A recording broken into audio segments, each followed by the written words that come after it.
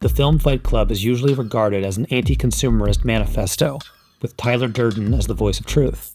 But if you look a bit closer, you'll see that the movie consistently undercuts that interpretation.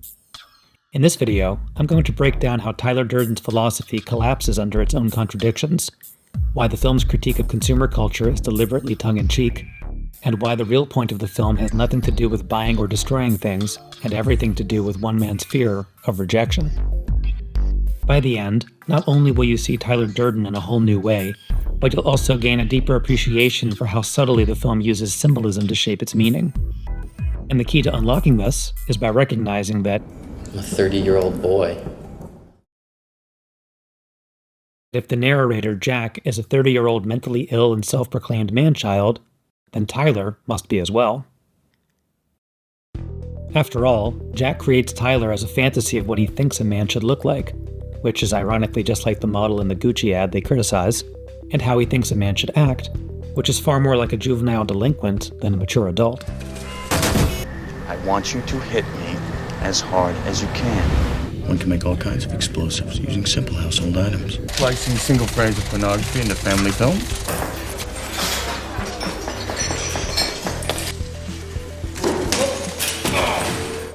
Yes, Tyler is able to clearly articulate the general frustration of lacking purpose prevalent among many adult men, but his sales pitch is really just a way to hustle them into doing his bidding.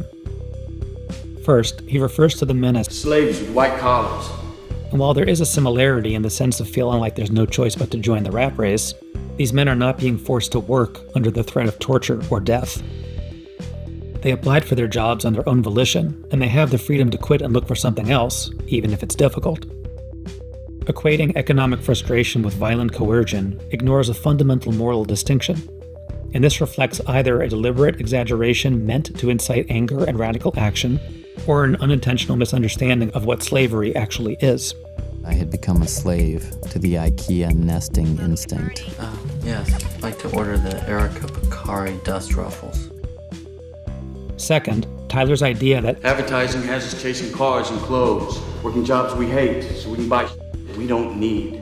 Glosses over the fact that most working people are not working to buy things they don't need, but to afford things they do, like food, shelter, and medicine, and not just for themselves, but for their families.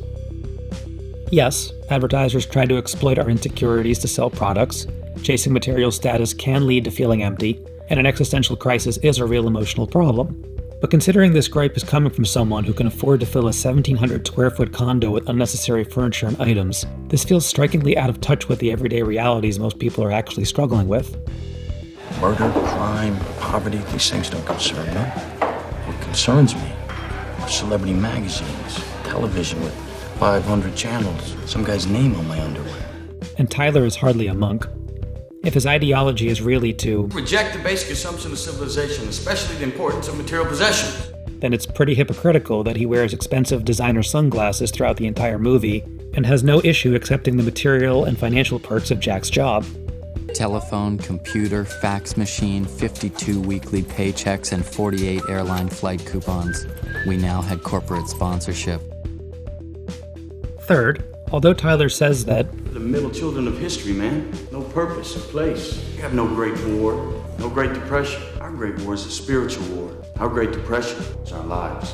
he actually contradicts this entire point when he later says, Cook your meals, we haul your trash, we connect your calls, we drive your ambulances, we guard you while you sleep. They may not be expendable soldiers fighting a world war, but they are making sure the world runs smoothly and doesn't collapse. Is that not a worthwhile purpose? Or is it only worthwhile if it's rewarded with fame, fortune, or a footnote in a history book? To be fair, Tyler's not wrong that many jobs feel purposeless, where people rely on you without respecting you. But that's not having no meaningful purpose. That's just not being recognized for it. And while that is a valid problem, it's not the one that Tyler is describing. Lastly, in regards to Tyler's idea that We've all been raised on television to believe that one day we'd all be millionaires and movie gods and rock stars, but we won't. television never promised that everyone would become rich and famous. So where should this anger actually be directed? At the studios that produced the entertainment they voluntarily consumed and supported, like this movie? Or at themselves for believing that real life was no different from television? Lashing out with fistfights, pranks, vandalism, and destruction is not a very mature way to handle reality. And neither is trying to hit rock bottom under the idea that It's only after we've lost everything that we're free to do anything. this may sound wise in theory, but in Jack's case, it isn't coming from any real experience. Sure, Jack believes that Losing all hope was freedom. because connecting with his emotions feels cathartic, but he doesn't really practice what he preaches.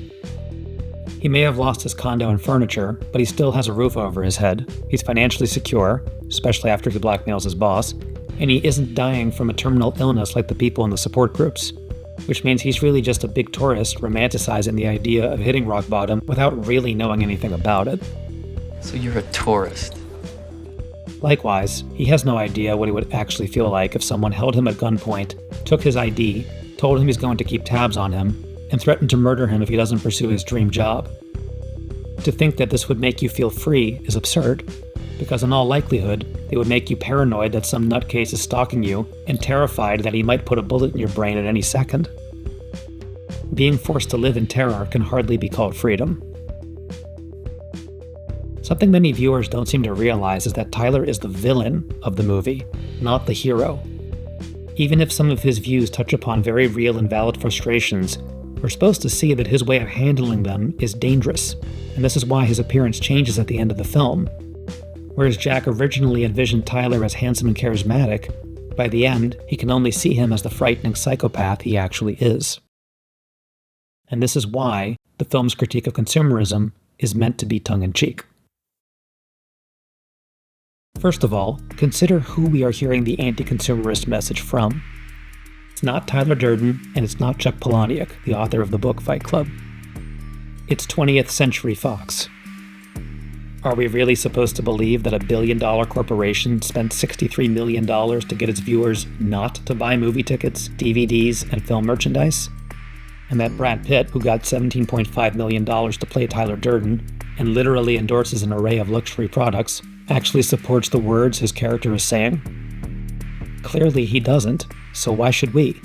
Especially when the film is littered with subtle references to concession stand products you can literally buy in the lobby while the movie is still playing, depending on the theater chain.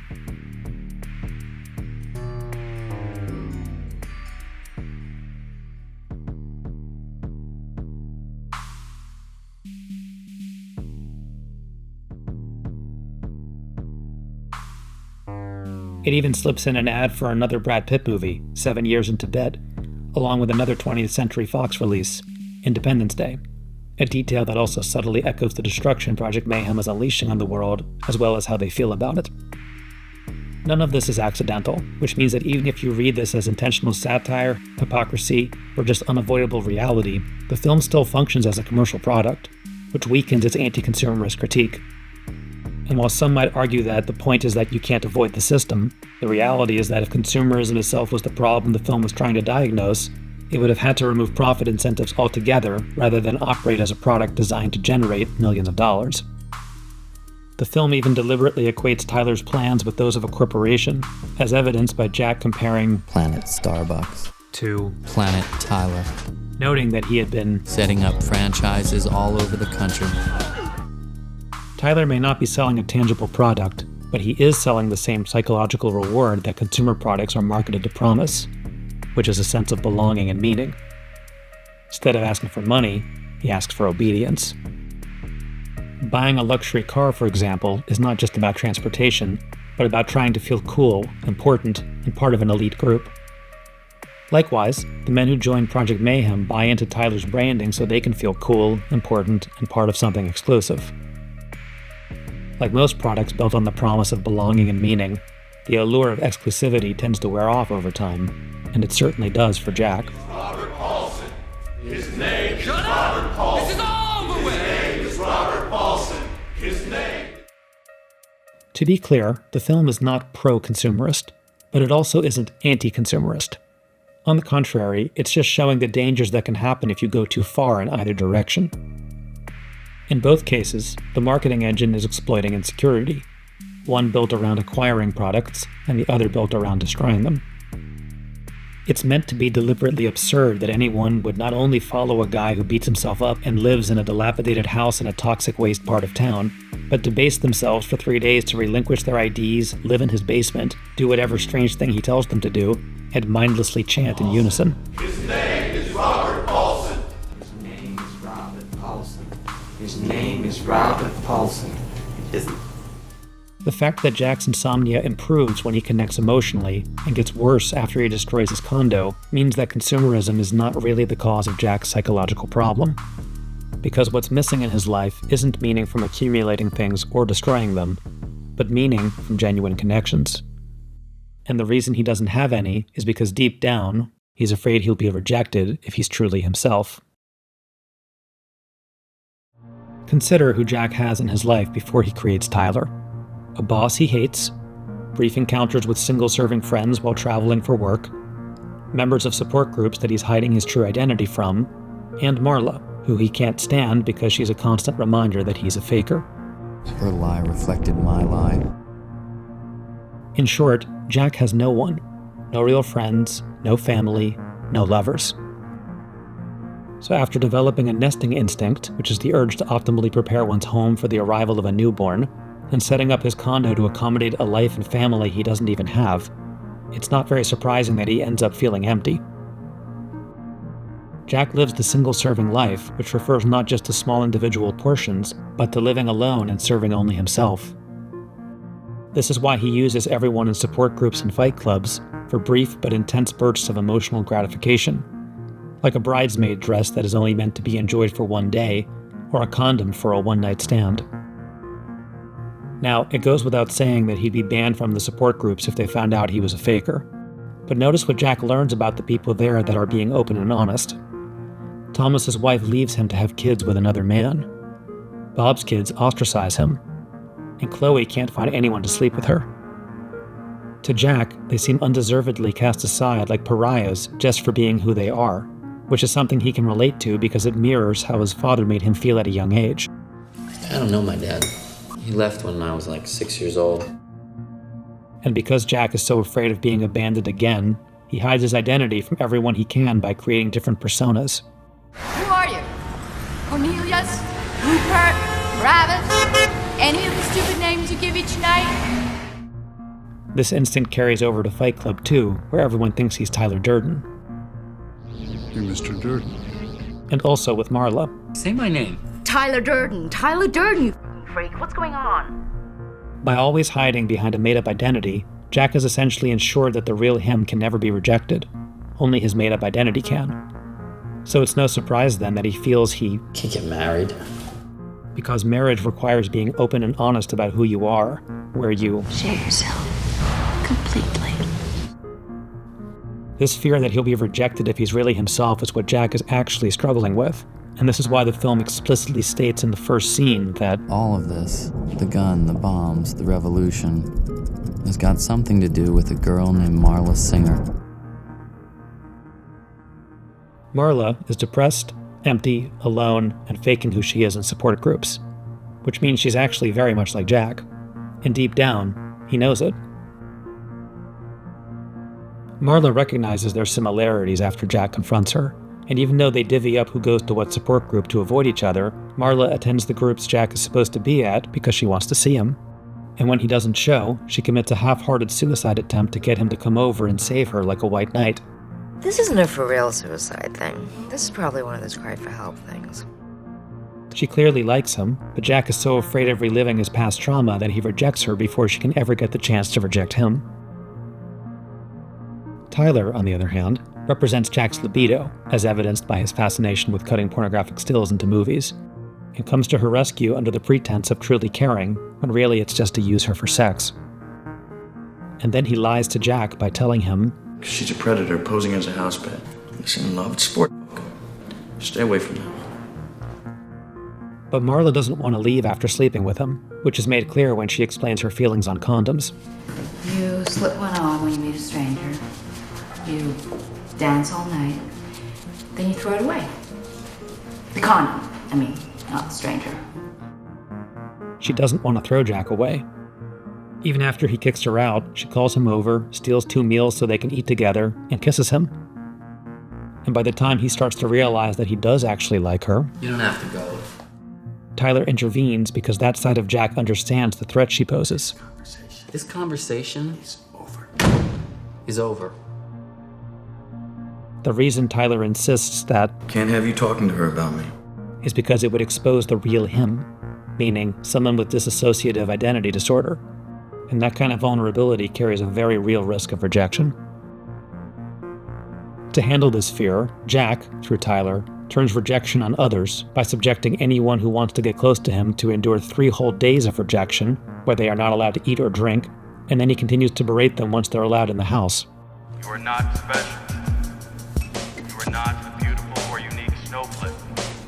We are the all-singing, all-dancing crap of the world. And when Jack fears that Tyler favors Angel Face over him, he lashes out in a blind rage. I felt like destroying something beautiful. Beautiful isn't just referring to Angel Face's looks, but the intimacy Jack feared Tyler was giving someone else instead of him. But Jack does want genuine intimacy. And that's why when he asks Marla if they slept together, you can hear in his voice how genuinely relieved he is to learn their connection was real. We did make love. Early on, Tyler questions, If another woman is really the answer we need. but by the end, the film suggests that the answer, for Jack, is yes. Not because every man needs a woman to be emotionally whole, but because Marla is the one person who reflects Jack's desire to fake being someone he isn't. Yeah. The solution for him was never to feign bonding with other men, nor was it to pursue consumerism or self-destruction. The solution was to have the courage to stop hiding behind a persona and risk being who he actually is. Because in the end, the only way he can overcome his fear of rejection from others is to stop rejecting himself. This idea is quietly reinforced by the words, "I like myself," appearing on the wall outside Marla's apartment, as it speaks to the very thing Jack has been unable to do throughout the entire film. This is evidenced by initially hating Marla for being a faker just like him, which is really just hating himself, as well as when he admits to Tyler that I wouldn't feel anything good about my life if he were to die tomorrow. It is therefore fitting that the final shot of the film deliberately frames Jack and Marla dressed in similar attire, visually underscoring that she is not his opposite, but someone fundamentally similar to him, and that he no longer needs to distance himself from what he sees in her, because he is finally willing to accept and like the same things about himself. I'm really okay. Trust me. And if you watch the film with the understanding that this was Jack's real struggle all along, it may just hit differently than it ever has before. If you want it to, that is. But what do you think? Is the film really endorsing Tyler Durden's anti-consumerist gospel, or is it ironically poking fun at it? Let me know in the comments. And if you like this video, please subscribe so you'll be notified when my video on Travis Bickle from Taxi Driver goes up. Because if you think Travis is really out for justice, think again. I'll post the link in the description below once the video goes live. Hope to see you there.